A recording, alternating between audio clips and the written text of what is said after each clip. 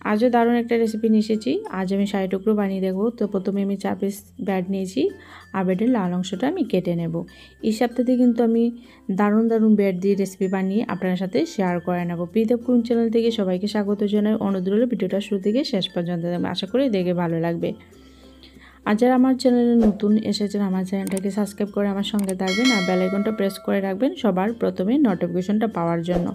আর 60 টুকরো বানাতে কিন্তু অনেক জটপট হয়ে যায় আর খেতে তার কোনো জবাব নেই, অসাধারণ লাগে খেতে।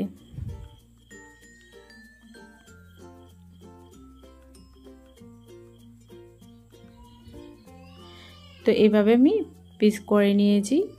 তো কাটা আমার হয়ে গেছে। এবার আমি কড়াই বসিয়ে দিয়েছি। এবার আমি ঘি দিয়ে দিচ্ছি।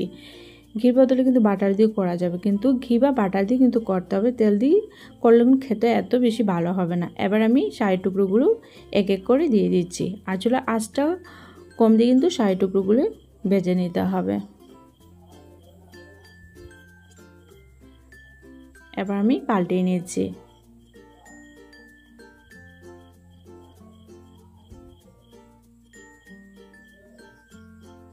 তো দুনো সাইডটা আমি বরাবরই করে নিয়েছি।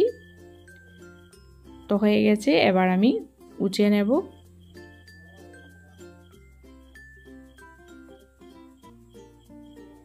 এবার আমি দুধ দিয়ে দিচ্ছি। এটা লিকুইড দুধ দিয়ে আমি করে নিয়েছি। আর দুধটাকে কিন্তু আমি অনেক গাঢ়া করব। এবার চিনি দিয়ে দিচ্ছি। চিনি আমি 3 চামচের মতনই দিয়েছি, মিষ্টিটা আপনার ইচ্ছে অনুযায়ী। এবার দুধটাকে ভালোভাবে জাল দিয়ে আমি গাঢ়া করে নেব। তো দুধটা কিন্তু অনেক গাঢ়া হয়ে যাচ্ছে, এই যে। তো হয়ে গেছে, আমি নামিয়ে নিয়েছি। এবার 60 টুকরো আমি ডিশে গার্নিশ করে নিয়েছি। ভালো লাগলে একটা লাইক করবেন, শেয়ার করবেন। 60 টুকরোর জন্য যে আমি দুধটা গাঢ়া করেছি, এবার আমি 60 টুকরো উপরে দিয়ে দিচ্ছি। দেখতে কত ভালো হয়েছে, খেতেও কিন্তু অনেক জবাব ছাড়া।